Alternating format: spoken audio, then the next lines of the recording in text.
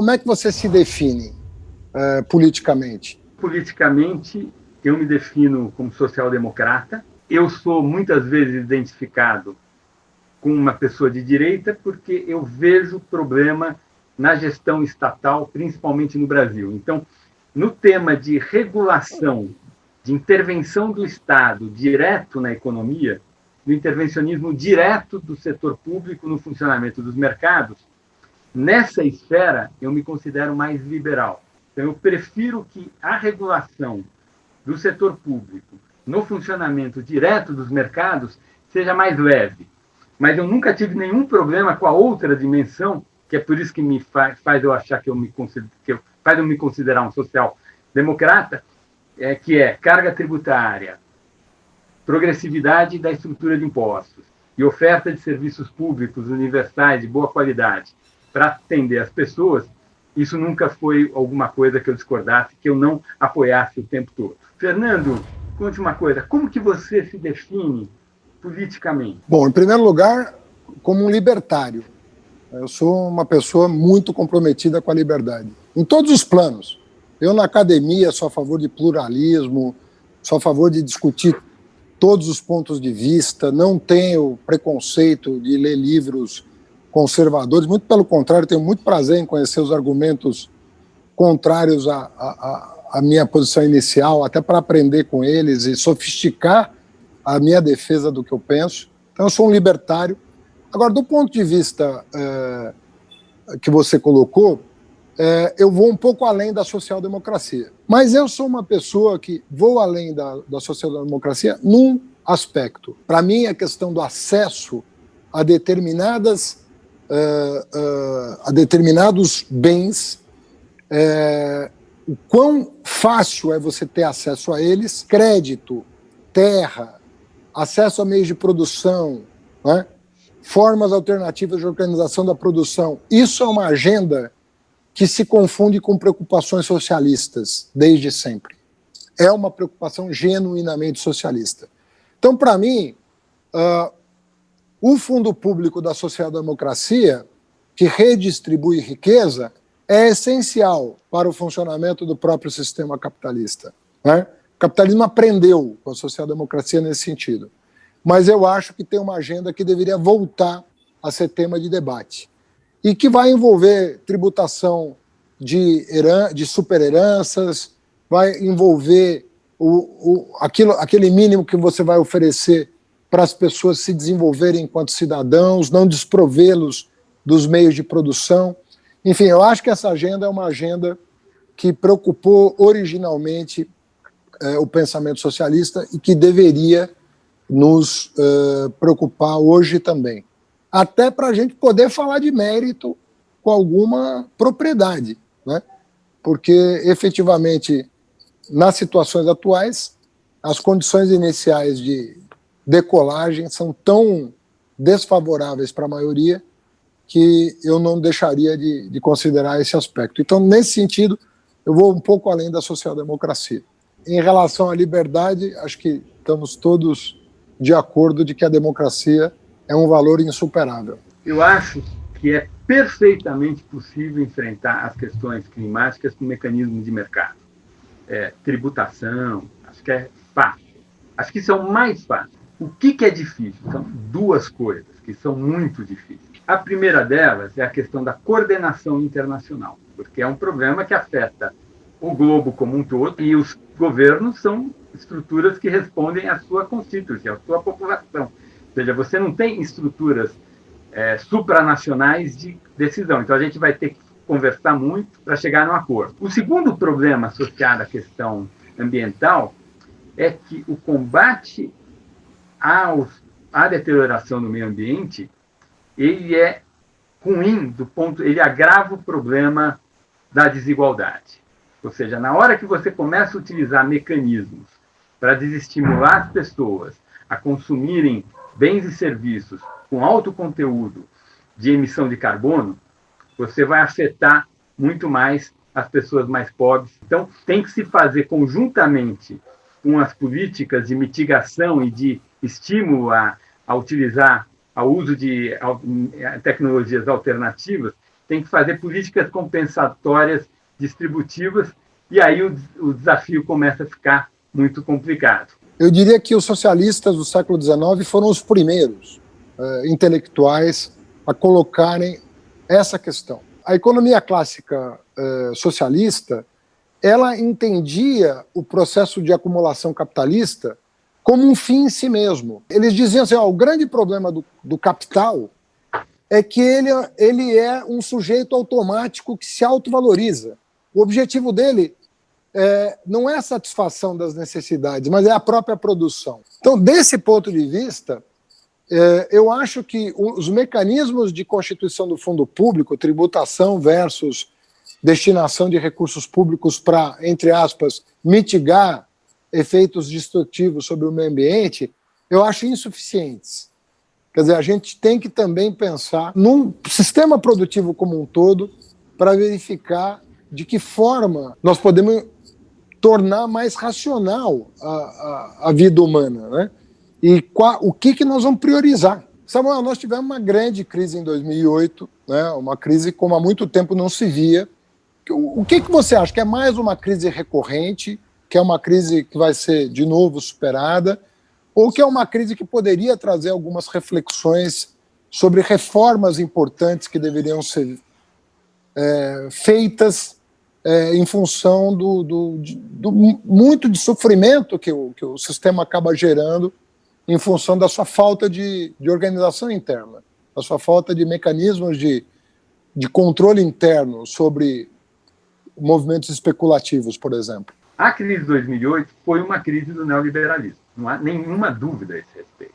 Houve um processo de desregulamentação no setor bancário, esse processo ele avançou o sinal, ele foi exagerado, gerou uma série de problemas. Então, certamente a questão da regulação já foi feito um monte de coisa nos Estados Unidos, mas eu acho que é um tema que a gente tem que olhar com mais cuidado. Quer dizer, a capacidade de um setor financeiro mal regulado produzir crises é muito grande. A gente sabe que desde meados dos anos 70, em que houve esse processo de liberalização, de desregulamentação do setor bancário, as crises aumentaram. Então, esse é um tema que a gente tem que olhar com cuidado. Eu não vejo nenhum problema em aperto regulatório. Evidentemente, a gente tem que ter cuidado. Você acha assim que esses movimentos financeiros especulativos, você não acha que do ponto de vista ético, ela passa um sinal péssimo para as pessoas? A impressão que eu tenho assim, é de que toda a base ética da modernidade está sendo corroída por um processo absolutamente irracional de premiação. A gente fica falando que o capitalismo é meritocrático e eu não consigo enxergar que a alocação dos prêmios seja compatível com a contribuição de cada pessoa no esforço coletivo de gerar bem-estar. Eu não sei, não te incomoda o mercado financeiro da maneira como ele é, independentemente de regular um pouco mais ou um pouco menos? Eu acho que não é só o mercado financeiro. Eu acho que a associação, acho que tem evidência disso, a associação de globalização com mudança tecnológica fez com que inúmeros setores, não só o mercado financeiro, as pessoas mais bem dotadas ou que tiveram mais sorte, elas consigam mobilizar recursos privadamente imensos. Isso vale para um gestor, por quê? Porque com as novas tecnologias, um gestor muito talentoso, ele consegue mexer bilhões. Com a revolução da informática, o custo de burocracia, o custo administrativo despencou. Então, a escala de todo o setor produtivo também aumentou muito.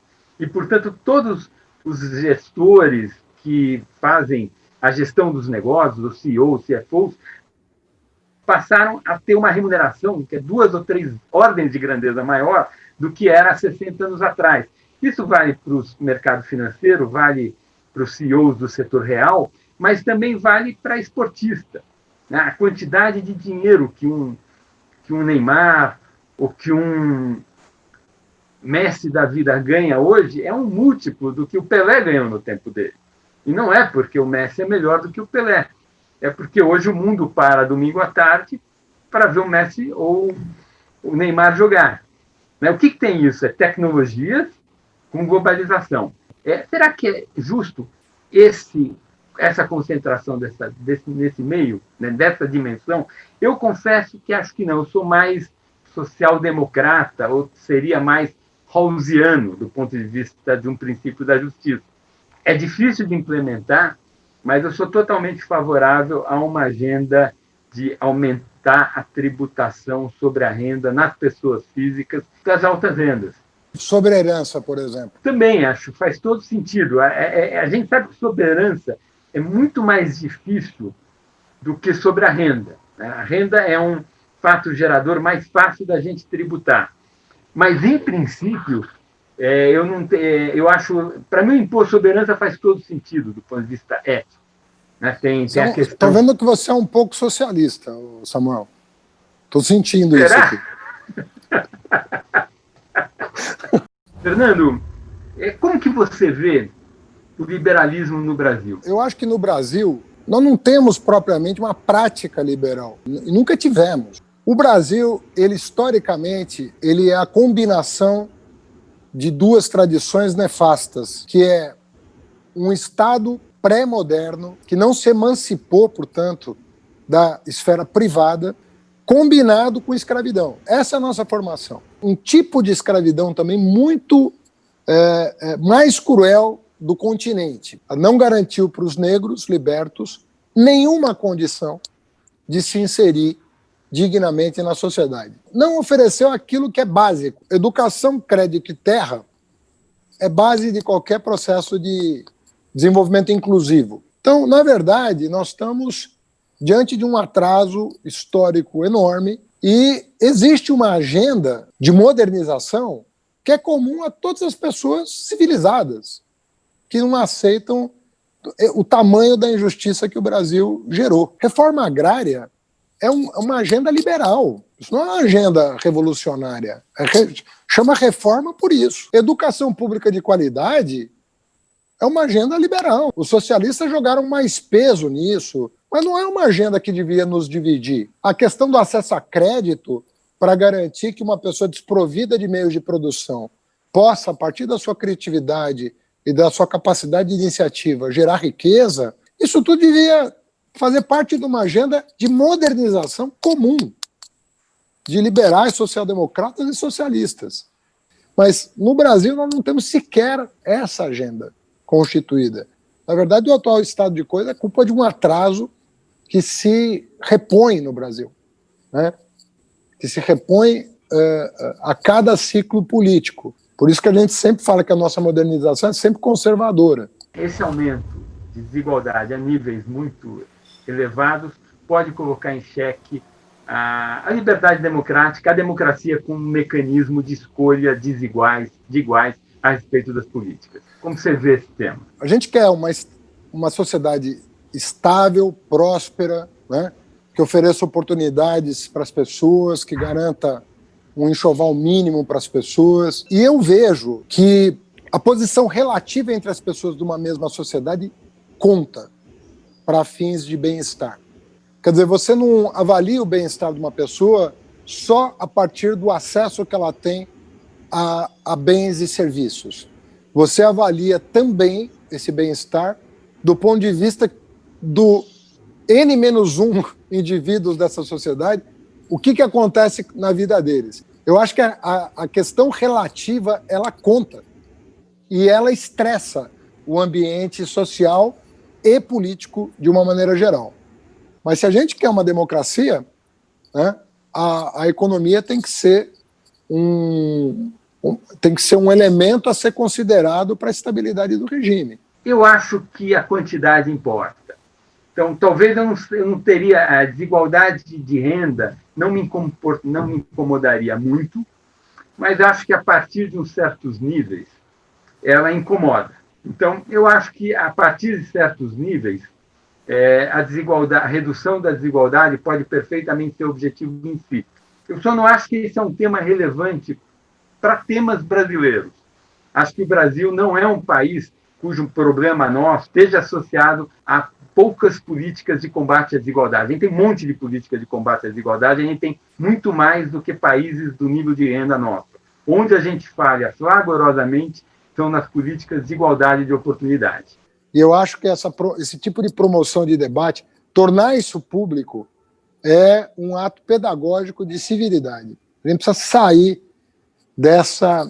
desse clima que nós criamos. Isso é muito ruim para o Brasil. As pessoas não podem perder o respeito umas pelas outras, como aconteceu no passado recente. Eu queria terminar agradecendo o Samuel aí a oportunidade de uma conversa que acontece semanalmente, mas agora pública. Eu acho muito bom. Eu queria agradecer primeiro o convite, agradecer o Fernando, é uma satisfação. Acho que foi super legal, adorei a conversa.